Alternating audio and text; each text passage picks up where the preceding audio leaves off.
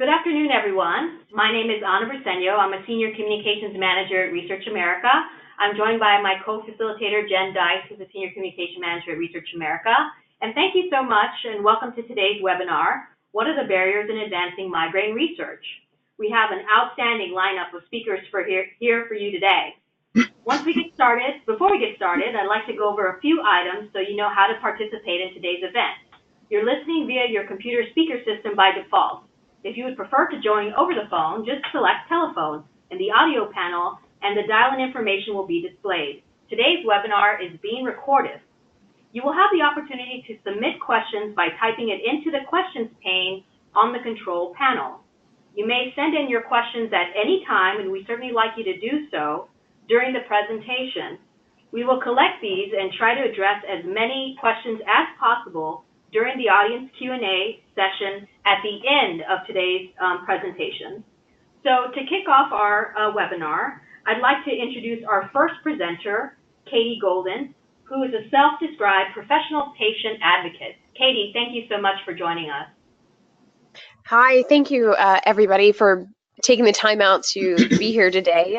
My name is Katie Golden, and I consider myself a professional patient because of what I've gone through in my life, and I'm here to talk to you about the patient perspective. I am an advocate and a writer, and Golden Green is my personal website, and you can see other places where I write, and I'm very involved in the migraine community. Next slide. Okay, thanks. So my motto is living a fulfilled life with chronic migraine and pain. It has impacted my life considerably. When I had my first migraine, I was 5 years old, and I had an aura, a visual aura with it. So it was fairly easy to diagnose, and that continued throughout my teenage years and into adulthood. When I was about to turn 30 years old, I got a migraine that has never stopped. I am always in some level of head pain. Some days are better than others. Some weeks, some hours are worse or better. And to deal with that, I began to write. And through that, I've met some amazing, wonderful people, and writing just made sense to turn into advocacy for me. The picture there is one in Washington, D.C. It's just a statue in DuPont Circle, and that's me. And I just thought it was a kind of funny little depiction of what we go through. My symptoms that I deal with on a regular basis due to having chronic migraine, chronic meaning that you have 15 or more migraine days per month. However, again, as I mentioned, mine are all the time, 24/7, 365. So you can read through the list, but some of the ones that are a little odd are olfactory and gustatory hallucinations, which I smell and taste things that aren't there occasionally. And the biggest thing that has impacted me is my cognitive ability or disability, depending on the day. And treatments. So there are a number of scientists and researchers and people who like numbers on this call, and I was a former banker, so I will be using a lot of numbers to kind of convey my story to you. So under treatments, I've been on 40 plus treatments throughout my life. There's a number of medications that have failed me. I say that failed me as in medications fail patients, patients don't fail. 12 is the number of preventive medications that I take on a daily basis. As I put there, half of them are supplements and vitamins. And 4 is the number of rescue medications that I have that are available to me. I try really hard to stay out of the ER. So I'm grateful that I have some things that I can do to manage when things get really, really bad. Of those medications that I have, 2 are ones that I take just to deal with the side effects of the medications I'm already taking. I don't want to be on this many medications, but trust me when I say I've tried everything. I have, and even having all of these medical options available to me. 0 is the number of migraine-free days I've had in 7 years. The negative side effects that I've experienced due to being on so many medications, just due to having chronic migraine disease. You'll see the not so pretty picture there. A few years ago, my hair started to fall out in clumps.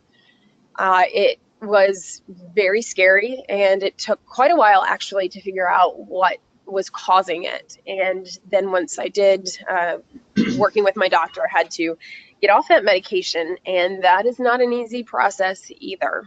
So the list there of negative side effects is these are things that affect daily life. Somebody who has chronic migraine. And I manage my chronic migraine. I would say that today I manage it much better and am able to do more and be more productive today than 2 or 3 years ago. And the thing that has helped me the most is I go about twice a year to a hospital for an inpatient 5-day stay and get an infusion of a cocktail of medications. And that helps me to manage the frequency, not the frequency. The frequency is consistent. It's always there, but the severity does go down for some amount of time. The picture there is me doing yoga on the beach, which is definitely my absolute favorite thing to do. And I believe that you have to have a balance between medication and things that you do yourself to try and improve your situation. So here's where we're going to get into some more numbers. At the cost of having migraine. The cost to the U.S. is there's $31 billion in economic productivity lost a year due to migraine. However, there's only 25 million, not billion, million, allocated to the NIH for research for headache disorders. You can see this is something that affects there are about 4 million people who have chronic migraine like I do, or varying degrees, but there are estimated about 40 million Americans who have migraine. So the expense to me, the cost of migraine to me personally, $75,000 is what insurance pays for my 2 hospital visits.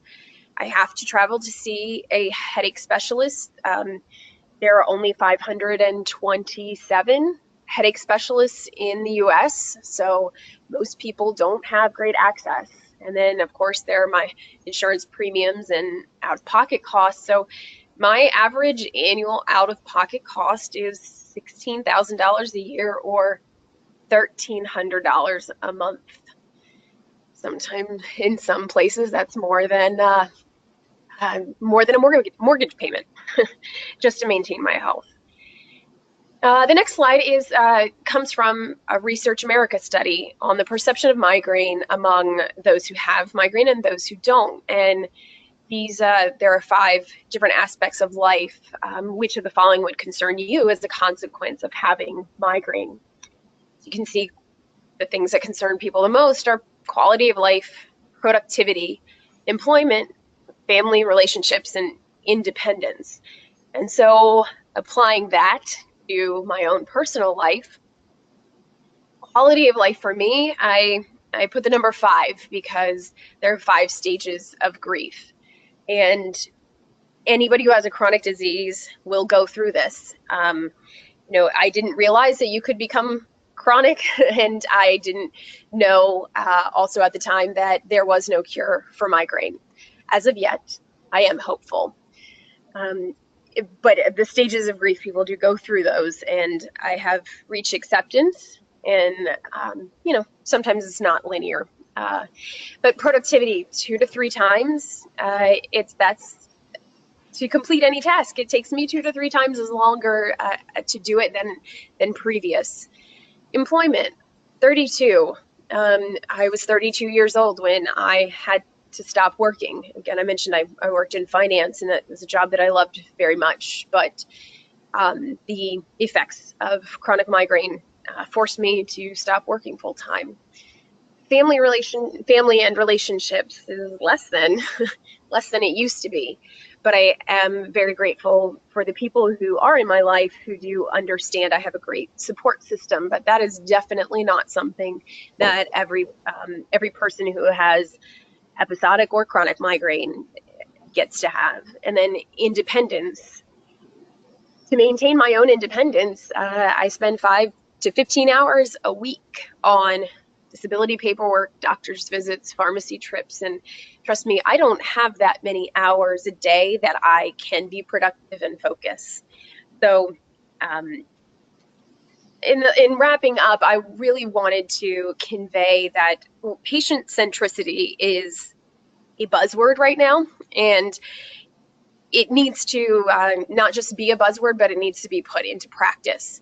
So for those who are, trying to advance the needle, patients really need to be included. That's what anybody along the way, that's what we're all trying to do. And so our voices do matter.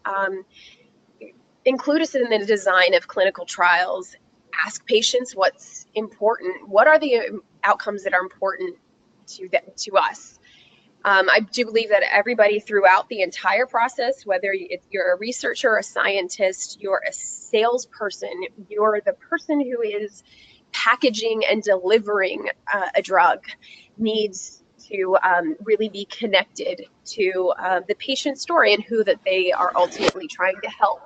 And as patients, we measure life in quality, not quantity. So from a patient perspective, those are some of the barriers I face daily, and hopefully that was helpful. And I will turn it over. Thank you very much for asking me to be part of the panel. Thanks. And Katie, thank you so much for sharing your story with us and really giving us some insight into the life of a migraine patient. So now I'd like to turn it over to our second speaker, Dr. Robert Shapiro, who's a professor of neurological sciences at the Larner College of Medicine at the University of Vermont, where he is the director of the Division of Headache Medicine and the UCNS Headache Fellowship. Thank you for joining us, Dr. Shapiro. Great, so thanks very much, and it's really a pleasure to be here, and thanks to Research America for putting on this terrific webinar.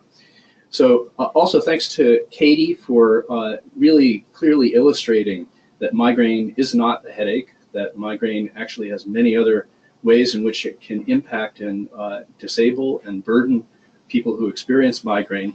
And this bewildering array of ways in which it can show itself also is informative because it illustrates how profoundly interesting this disorder is from an investigative point of view. So my slides are not advancing. Let's try one other thing. So there we go. So I believe that there's never been a time when that's been more exciting to be investigating migraine. There's been really truly remarkable progress in the last decade. There have been multiple genes that have been identified where a single place where there's a change in the sequence can lead to an increase in susceptibility to migraine, and these are several of them. They're FHM genes, catecil and casein kinase 1 delta, and each of these types of mutations can be engineered into mice and can create animal models which replicate many of the changes which we see in human migraine, and can be studied and can be used to look for ways to find new therapies. Likewise, there are measurable changes in people who have migraine, so-called biomarkers, or targets, that is, molecular areas where engineering pharmaceuticals or other types of interventions could have therapeutic effects. And these new types of targets include things like CGRP or PACAP, or receptors such as the 5-HT1F receptor, the kappa opioid or delta opioid receptors. And these discoveries have led to what's called rational drug design and development, where it's not just randomly looking for things off the shelf and seeing if they will work, but rather developing these new products to actually have focused effects to help people who have migraine. And we're very hopeful that next month, the first of these medications related to CGRP may be approved by the Food and Drug Administration. And then also, we're learning much more about the context for migraine. So migraine is not something which occurs on its own typically. There are multiple very important public health disorders which appear more frequently in people who have migraine than people who don't have migraine. And these include cardiovascular disease, depression, anxiety, bipolar disorder, obesity, sleep disorders, digestive disorders such as irritable bowel syndrome, asthma, and so on. But there are still huge challenges and very interesting questions to still be investigated. We still have no idea really what initiates attacks, what leads attacks to increase in frequency, to become chronic the way they have for Katie, and what terminate attacks. And we believe that attacks probably are terminated as deliberately as they're initiated, but we don't understand that. If we understood all of these factors, we would have a much better way of intervening to reduce the development of attacks or promote their resolution. And furthermore, we don't really understand the relationship between migraine and these comorbid conditions. If we were to actually reduce the frequency of attacks for somebody who has them, would that reduce their risk for cardiovascular disease? This is a major public health potential benefit because migraine itself has this very, very large burden. Katie alluded to the big cost of it and the number of people who have it, but the migraine burden is really very, very substantial. About 16% of Americans will experience it this year. It's the leading cause of disability for people under age 50 throughout the world. It's the second leading cause of all global disability and the second leading cause of all neurological disease burden globally. These are data from the Global Burden of Disease study of the World Health Organization. And if we look at this graphically, looking at the disability effects of all neurological diseases in the United States, the green you see there is the green of migraine and other headache disorders, including medication overuse headache. And you can see it sits very clearly on top of the most productive years of people's lives. Each one of those inputs at the bottom is a 5-year interval. So there's an awful lot that we need to do to be able to help relieve this disease burden. And if we look at the disease burden relative to NIH funding, this is a scatter plot, a feature that was an analysis that NIH has posted on their website. They took 74 disorders for which there was information about how much NIH funding was devoted to these disorders in 2015 versus the amount of burden of those diseases as measured by this measurement metric called a daily, which includes how common it is, that is how many people have it, how often it shortens people's lives, and how often people live with disability from it. And what we see is that the higher the NIH funding, the higher the number is on the vertical axis, and the more burden, the further to the right the disorder is. And there's a relationship between these, such that as the blue dot that's in the upper right-hand corner is cancer, so that's the most burdensome disease category, and it gets the most funding. And there's a rough approximation of a line that you could draw through from the bottom left up to the top right, which would approximate disease funding relative to its burden.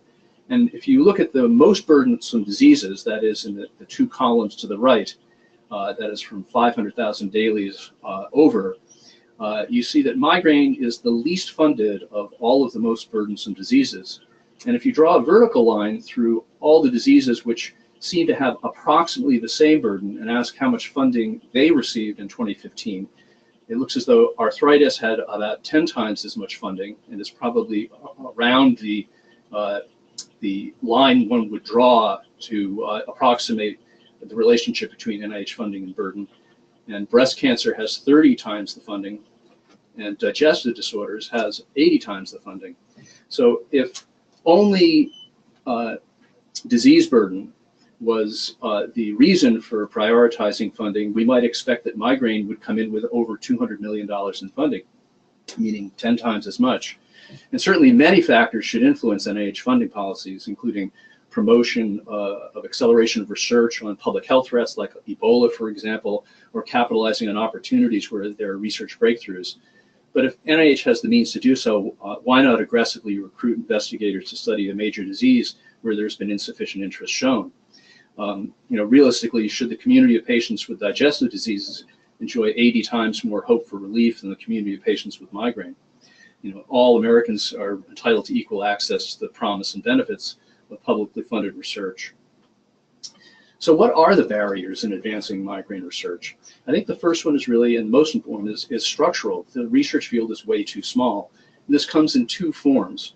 First of all, there are too few investigators. If you look at all of the professional members of the American Headache Society, it numbers only 1,400. And as Katie pointed out, there are about 500 certified headache doctors by the United Council of Neurological Subspecialties. There are additionally about 26 people a year who are in fellowships to become UCNS certified headache doctors. And my estimation, looking at the field, is there are about 200 US investigators for this field who might actually apply for NIH grants. And on the NIH side, in 2016, there was $18 million in funding. About 80% of it went to investigators outside of the intramural campus in Bethesda. That's 39 investigators, and 7 of them were so-called K awards for junior investigators. In addition, there was a $1.4 million grant for a project to develop a new kappa opioid antagonist medication by a pharmaceutical company. So why is this true? I think it's largely because of stigma. Migraine isn't perceived to be a serious disease. The word migraine conjures the word headache, which conjures annoyance rather than an important disease. And this has had its major effects. So too few investigators is in part related to the fact that people don't regard it as something that's worthy of investing their career. And they look over to NIH and they see relatively little funding, and they are prompted by mentors often to say that this is not an area where you're likely to get more funding if it's not an area that's being funded. Furthermore, most people are not in an institution where there's an investigator who is funded by the NIH in this way. And if you look at the NIH, for that matter, they look over and they say, well, we can only fund the grants that are submitted. And if there are too few investigators, it's very difficult to jumpstart this. So what actually has been done to help scale up US migraine research in the past decade? The American Headache Society has 2 conferences with scientific programs each year. They also hold with the International Headache Society and International Headache Academy, which brings in junior investigators to help mentor their careers in research. The American Headache Society has recently adopted a resident education program to help introduce residents to a career as headache educators and clinicians and investigators. And there are a total of 38 programs to train headache fellows. Unfortunately, only about half of the positions or slots are currently filled, which is another indication of the difficulty in promoting this field because of stigma and because of the perception that it's not actually a viable academic endeavor. So what has the NIH done over the past decade? There have been 2 specific migraine funding opportunity announcements. In 2007, there was a request for applications, the first and only one that the NIH has issued. It funded 4 grants with a total of $5.5 million. One of those grants, by the way, was of Dr. Osinski's. It was an outstanding project related to inflammatory changes in a rodent model for migraine. There was also a program announcement. So this is an announcement that the NIH has which flags interest in an area where more research is needed, but there were no funds attached to it to try to actually encourage people with funds that they could go after. There have been 2 planning meetings to try to organize research in this area. The first was prompted by a congressional directive in 2010, and the second was in 2011. But there were no funds attached to follow these up to look for deliverables from the outcomes for that meeting. There was a great development last year that the somatosensory and pain systems study section, this is the review panel, which does peer review of grants that are submitted for migraine. There are now 2 research investigators who are headache disorders investigators who are seated on that panel, and that's a great development.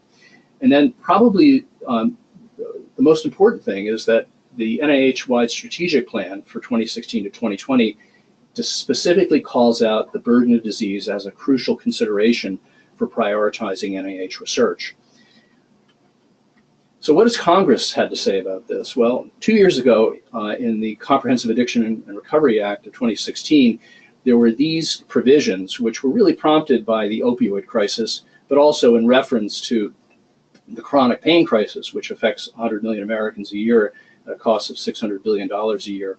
So this provision specifically authorizes the director of NIH to intensify, that is, may intensify and coordinate research with respect to the understanding of pain, discovery and development of therapies for chronic pain, and the development of alternatives to opioids for effective pain treatments. And it also references specifically this NIH-wide strategic plan and disease burden as a crucial consideration.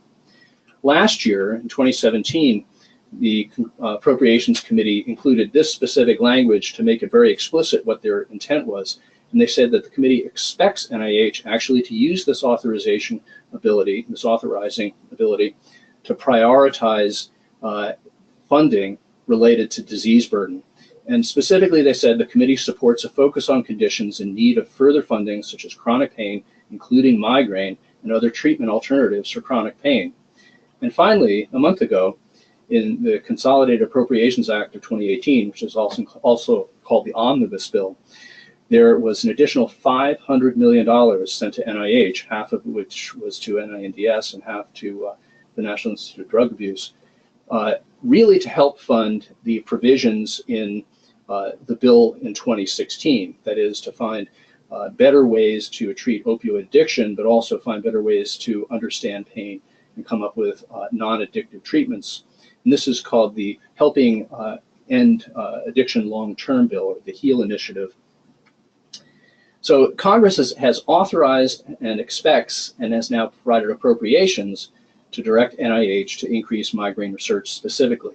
So what proposals might we have to help guide NIH in terms of how this directive can be executed?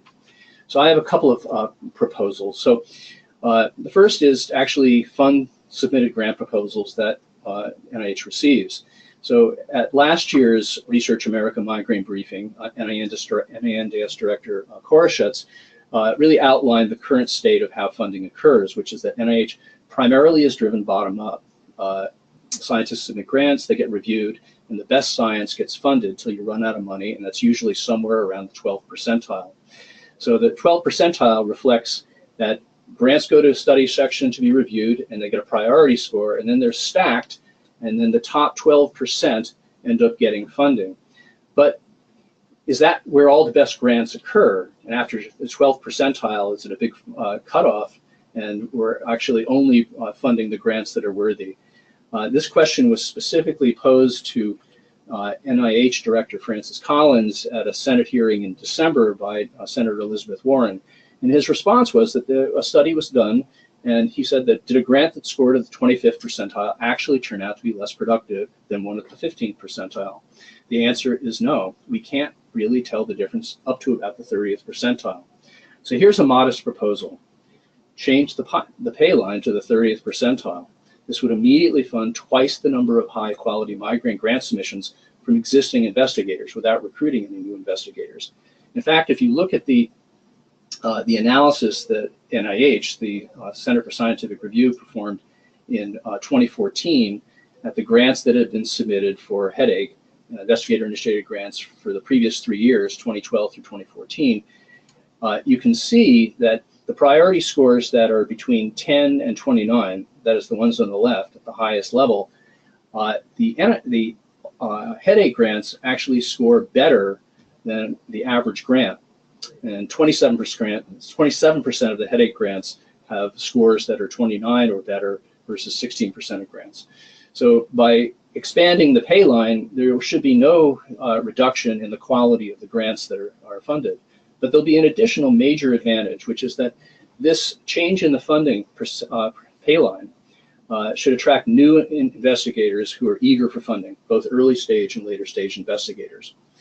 So the second proposal is to actually have a program announcement, this time with actual funds attached to it. So people are confident that there's money that's going to go towards this area. And typical program announcement has a 3-year term, but I think it's very important this be actually a long-term project, and a 10-year term for accepting applications is reasonable. And this could reasonably be ramped up with $25 million to be expended in the first year, up to $80 million in year 10, and supplementing, not supplanting, the existing funding, which is about $18 to $20 million currently. And these grants would be for investigator-initiated grants, such as R01 grants, but also early stage and transition investigators that are so-called K awards, such as a mentored clinical investigator career development award for migraine. And this would have the 30th percentile pay line, which would ensure that this would attract a lot of attention. NIH has the authority from Congress to do such a thing. And finally, I think it's important to publicize this as broadly as possible, but specifically to the investigators who we want to bring into the field. On this grounds, I think having a specific migraine science conference would be very valuable. Have it take place as an adjunct to the annual meeting of the Society for Neuroscience. And why is that the place? Because every year 30,000 neuroscientists appear at this extraordinary meeting. And most of them really are quite eager for and probably dependent upon NIH funding and would welcome a 30% secure percentile pay line. At this conference, it would be possible to present something analogous to the Federal Pain Research Strategy, which was adopted last year by the Interagency Pain Research Coordinating Committee, and create a federal migraine research strategy. And this would provide a guideline and a roadmap for new investigators about what the questions are which would be most fundable and most valuable to pursue. This content would be developed in conjunction with both the Society for Neuroscience as well as the American Headache Society, and would promote this program announcement. So these are my proposals, my suggestions, and thank you very much for inviting me. This has been great. Dr. Shapiro, thank you so much for your remarks, and I think particularly it was insightful about sharing the disability impact of migraine. Now I'm going to turn it over to our third speaker today, Dr. Michael Osinski, Program Director, Pain and Migraine at the National Institute of Neurological Disorders and Stroke. Thank you. Hi, and again, thank you for Research America for inviting me to be a part of this webinar. I think this is really important to get the word out for the importance of migraine from a clinical perspective, but also from a research perspective. Just a little introduction to myself. I've been with the NIH for a little more than 3 years, and before that, I spent 14 years at the Jefferson Headache Center at Thomas Jefferson University, where I was director of the preclinical research program studying specifically migraine. And during that time, I developed several animal models for studying headache and migraine, episodic migraine, chronic migraine, genetic models, as well as models dependent on a particular physiology. So I really know this field very well. And when I joined the NIH a little more than 3 years ago, I really took it as a personal burden to really increase the recognition of NIH's interest in receiving applications for migraine, and to also support their applications through the process. Now, what I'm going to introduce to you here in this my talk today, what I was prepared, is to explain the programs at NIH and how they're developed for pain and migraine. And then at the end, I'll talk specifically about some of the specific programs and work that I do as a program director with migraine in their title, which didn't exist before I came to the NIH, and how they addressed some of the issues that were brought up by Katie and Dr. Shapiro previously, but then also identify where there are still gaps, because there are some. Waiting for the advancement of the slide. I don't know if you gave me control or...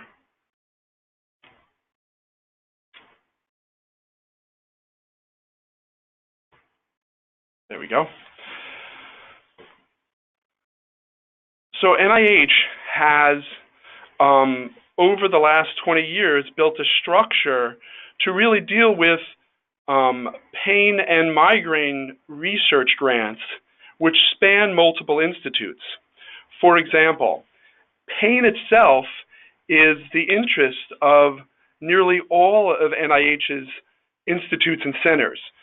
For instance, there's specific pain issues associated with cancer, or there's specific pain issues associated with diabetes, which NIDDK would be would address. But as the overall lead institute, NINDS, the National Institute for Neurological Disorders and Stroke, the institute that I'm at, we lead the Pain Consortium, which is a group that coordinates the pain activities, and I'll also add the migraine activities, which also hits multiple institutes. Because of migraine's comorbidity with other disorders, not all of the migraine funding is at NINDS. The NIH has organized an interagency pain research coordinating committee in response to requests from Congress to coordinate research and pain activities associated with migraine also across federal institutes, not just NIH. So that will include the Department of Defense, the CDC, the FDA, et cetera, which all have a stake in the health of Americans and people who suffer from pain disorders as well as migraine. And this is the next thing I have on the slide here, which mentions the HEAL initiative, which was just announced last month, just last week actually, which is helping to end the addiction and long-term. The HEAL initiative is in response to the opioid epidemic, but there's really a tremendous potential for migraine researchers and those interested in increasing funding for migraine to take advantage of the funds that were provided for relieving the opioid epidemic, because they include this provision for finding new treatments for pain. You see, if the money was just earmarked for dealing with overdose or abuse, then that migraine wouldn't fit into there. But since there's a provision to increase the research in the area of which what many of us believe is driving the opioid epidemic, and that being an epidemic of pain in the U.S. population, so there's this potential to take advantage of the money that's been made available. Again, not earmarked for migraine, but migraine researchers have the opportunity to take advantage of that money with programs that we are currently developing to come out to address the initiatives that will follow to use the money associated with HEAL. Next slide. Okay, so the Federal Pain Research Strategy, I recommend anybody interested in funding for pain and for migraine to read it. Now, it won't mention migraine, nor will it mention diabetic neuropathy or specific cancer pain. It's really agnostic to where the pain comes from, be it one neurological disorder or one other physiological disorder. But migraine does fall into that category. So there's a specific strategy for addressing prevention of acute and the transfer to chronic pain, as well as management and preventive care, as well as treatment for specific attacks. So what the Federal Pain Research Strategy does is it laid out, it was NIH brought an association together of researchers and clinicians, including headache experts, in order to guide NIH in its basic science and clinical research endeavors to figure out what its priorities should be for understanding mechanisms or how to translate those into producing new treatments. And so there was a document produced, and the URL for it was at the bottom of the screen, or you can do a simple search in your favorite search engine for IPRCC, which is Interagency Pain Research Coordinating Committee, IPRCC, and research strategy. And then that'll pull it up with a link towards the top of the list. And on there, the highest priority was to find new treatments. So again, this document is agnostic to where the pain and which condition is leading to the pain, but it does provide a framework for suggesting that there's an emphasis for basic science and translational studies for pain and migraine. And NIH is reacting to that by developing new funding announcements associated with it. And the HEAL initiative is the first in response to that. Next slide. So what is the HEAL initiative? So this month, NIH launched this Helping to End Addiction Long-Term initiative. It's a trans-agency effort to address the opioid crisis. But the most important part of this initiative from the perspective of those interested in migraine is understanding the origins of pain and chronic pain. Now, NIH has ongoing initiatives with lots of money associated with it, again, which don't have to have the name migraine on it in order for researchers to take advantage of it. One of them is the NIH Brain Initiative, which has allocated funds for supporting researchers to develop new technologies to advance the study of neurological diseases, for looking at not just tens or dozens or hundreds of neurons, but tens of thousands to millions of neurons in vertebrate brains in order to characterize their function and cause in neurological illnesses. Those advances that are happening in the Brain Initiative have the potential to really accelerate the research that's done in the migraine field. So I would posit that although counting up the dollars that are associated with a particular illness is helpful for understanding how much effort is coming from the research community for studying a particular disorder, I would also argue that there's lots of other monies that are being used for basic discovery that can lead to new treatments and a better understanding of migraine. And a perfect example of that is CGRP, calcitonin gene-related peptide, which was discovered in 1982, 1983, looking at just splice variants for the sources for peptides. And this initial research had nothing to do with, and that this researcher could never have had an inkling in his mind that it would benefit migraine patients. But we know that through time, a strong emphasis on basic discovery can lead to real advances in specific treatments for specific populations of patients, such as migraine. And the NIH-supported research that discovered CGRP is a perfect example of this. So counting up just the monies that are earmarked, through proposals that were submitted from researchers for a particular disorder, is really only a very small part of the story of the monies that are benefiting patients through NIH-supported research. The SPARK program is another one. This is looking at stimulator technologies for controlling peripheral organs, and an important part of that initiative is understanding the role of the vagus nerve in innervating these peripheral organs. And we should really understand that the brain itself is also a deep organ. It just doesn't have to be a visceral organ or an organ in the thoracic cavity. And there are clinical studies and even clearance given by the FDA for treatments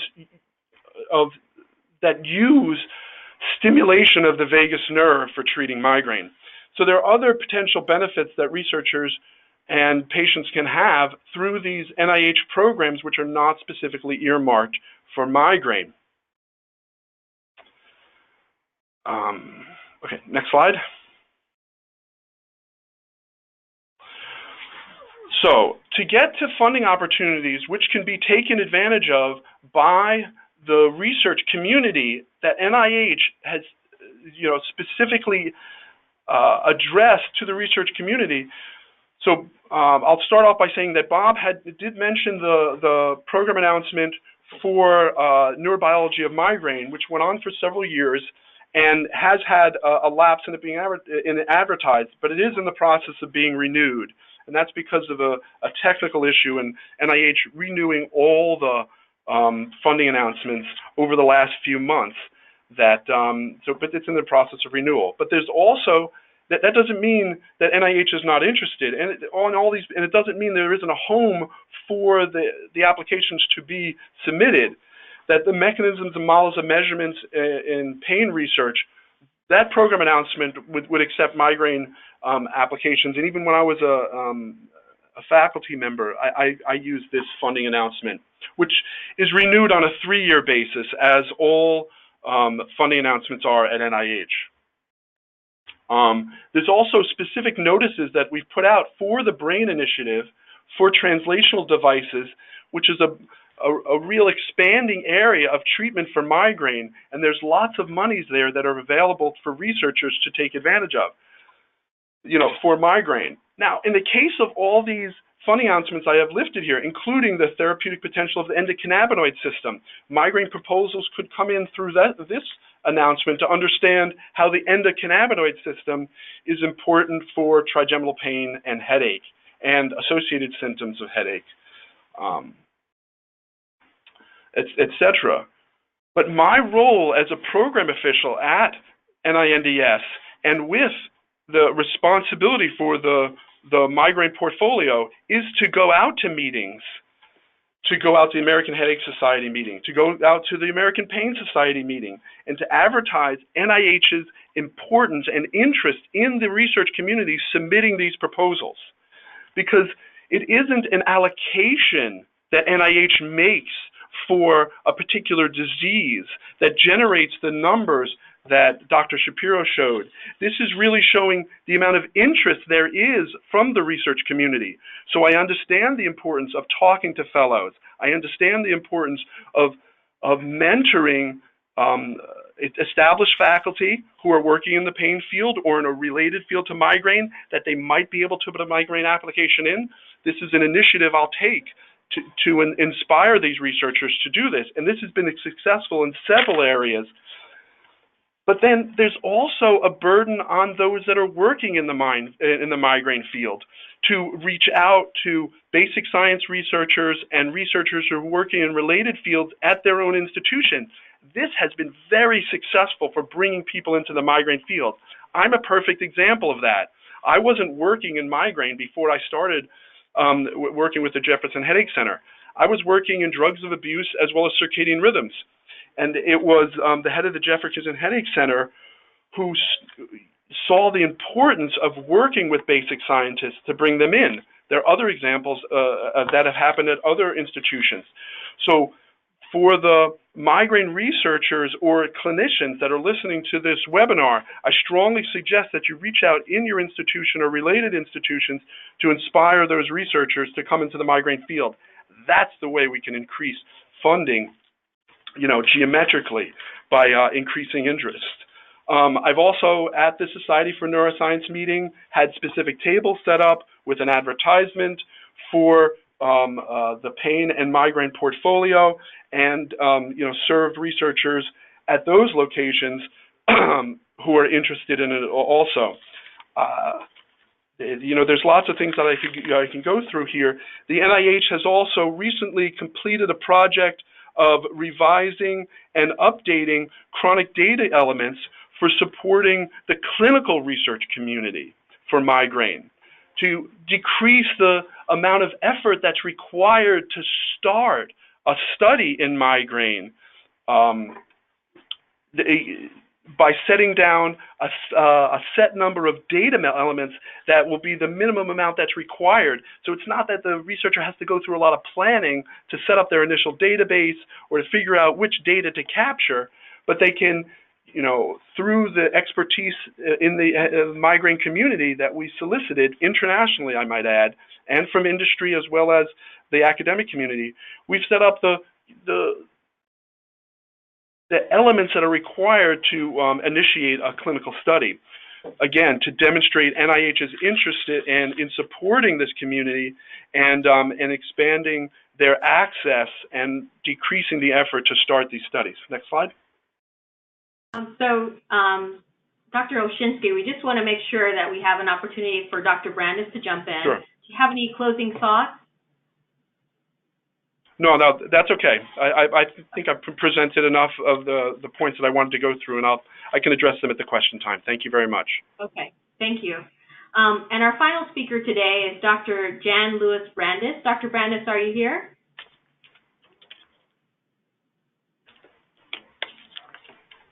Dr. Brandis is an assistant clinical professor in the Department of Neurology at Vanderbilt University School of Medicine. Dr. Brandis, are you on the line? Okay. So we'll wait another minute for Dr. Brandis to join us. But in the meantime, we'll switch over to some of the questions that we have. And Dr. Brandis, please do jump in when you're able to join us. This question is actually for Dr. Osinski. Are there any public-private partnerships critical to this field of research? And how will the BRAIN Initiative support this type of research? So NIH does work with public-private partnerships in several different ways. One of them is supporting small business in developing therapeutics for pain and migraine. So there's lots of ways that we try to make it easier on researchers to apply for this small business awards. In addition to that, there is provisions within the HEAL initiative to work with companies in order to inspire them to work in a particular field that they haven't been showing much interest in, let's say. And a good example of that is an opioid addiction or for treating overdose. Okay? But in the case of migraine, it's the opposite. Companies are very interested in studying migraine and developing therapeutics for it. And the vast majority of research dollars that are allocated in the United States for treating migraine really comes from industry because there's a lot of interest there. I think that's a sufficient answer. Great, thank you. Dr. Brandis, are you on the line? Okay, we're going to go ahead and shift to another question. This one is for Dr. Shapiro. Dr. Shapiro, the question is about migraines and comorbidities, particularly what's the gap of knowledge between those two? So I think this is, as I said earlier, I think this is really one of the more important questions that we have outstanding for the entire field of migraine. Migraine has diagnostically been based upon certain symptoms that have to group together to produce a clinical diagnosis. And by definition, those criteria for diagnosis are intended to be relatively conservative. So they're more specific than sensitive. And what that means is that when other types of symptoms occur along with migraine, they're tended to be seen as something separate, like a separate diagnosis. And an example of that would be, for instance, bowel symptoms that people have with migraine, and they're often diagnosed as something separate, like irritable bowel syndrome. This can be extended to other areas where there are significant comorbidities. And I think the most important from a public health point of view are the huge number of and remarkable variation in cardiovascular disorders which are strongly associated with migraine. For people who have migraine with aura, this could be double the risk. For an individual risk, this is relatively low. But if you extend it across the very large number of people who experience migraine from a public health point of view, it actually is very substantial. So Tobias Kurth has a remarkable study that looks at the prevalence of cardiovascular death in people who have migraine. And if you look at at a population level for the United States, it's in excess of 8,000 additional deaths annually that are attributed to an increased risk for cardiovascular disease because someone has migraine. This is not to be confused that any one individual is at great risk for this, but it means that from the point of view of research, from the point of view of public health, a strong, dedicated research program for migraine will help actually reduce these cardiovascular deaths if successful as well. So I think we need to understand the context of migraine. It doesn't occur on its own typically. It occurs in the context of other diseases. And that's a very important aspect of the disease that we need to understand. So thank you. Thank you. We also have a question for Katie. Katie, is there a challenge for migraine patients to participate in clinical research? How do they access information about clinical research? That's a really great question. I've tried many, many times to be part of clinical trials, and the biggest hurdle, I've never been able to participate because of different exclusions. And while I completely understand, the scientific process and the method for doing clinical trials, I, in some cases, would have had to gone off of medications that I know would make my life a lot more difficult and a lot more painful with the maybe I would get a placebo, or even if I did get a new medication, that maybe it didn't help. So for the patients who actually can be participants, they do have to outweigh those issues. And finding clinical trials, I'm not going to lie, it's very difficult. Our community, so if you're trying to recruit patients, our community really lives on social media. So if you're looking for patients, put it out there on Twitter, on Facebook, and you'll get a lot more response. Okay, thank you so much. We have one last question, and this is actually open to all of the panelists. What is your one ideal major milestone in migraine research by the year 2020?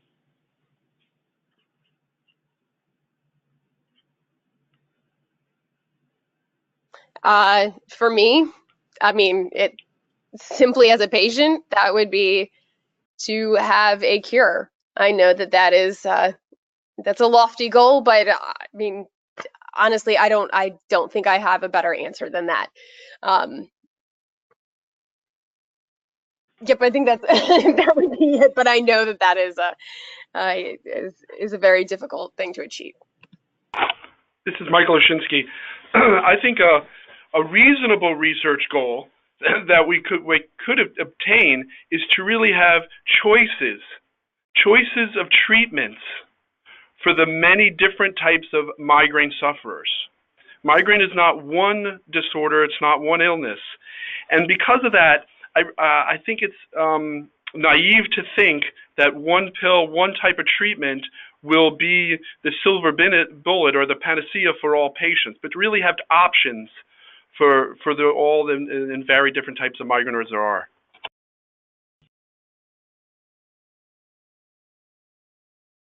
This is Bob Shapiro. I would go back to this cardiovascular issue because we're talking about a near-term goal and a near-term project, one which would have big public health impact. So if it comes to pass that over the next year we have an entire new category of preventive medications for migraine, and they actually become available and are widely used, we might actually see a significant reduction in the frequency of attacks for a certain segment of the population who have migraine. This is a group of people who could be studied long-term compared to a group that's not been treated with these medications to see whether or not that actually leads to a change in cardiovascular events. We really need to know whether or not a reduction in migraine leads to a reduction in cardiovascular events. And likewise, it's a similar relational issue that migraine is strongly associated in terms of its increased frequency with obesity. And we need to know whether or not reduction in weight actually reduces migraine. So it's a kind of a symmetrical or complementary question. I think these issues about how comorbid conditions interact is really a fundamental one, and one that actually it's achievable for us to have answers if there is enough resource, if there are enough resources directed towards addressing this. Thank you. Thank you. Thank you for those thoughtful comments. So many of you also asked about the availability of the slides in the webinar. As I mentioned at the top of the program, the webinar is recorded and we will be able to post that on our website. And I want to again send a special thank you to all of our panelists for generously sharing your time with us and for all those who listened into today's program. After the webinar, you'll receive a short survey about today's program, and we truly appreciate your feedback. And that concludes our program today. So thank you so much for your time, and we hope that you enjoy the rest of your day. Thank you. Thanks very much.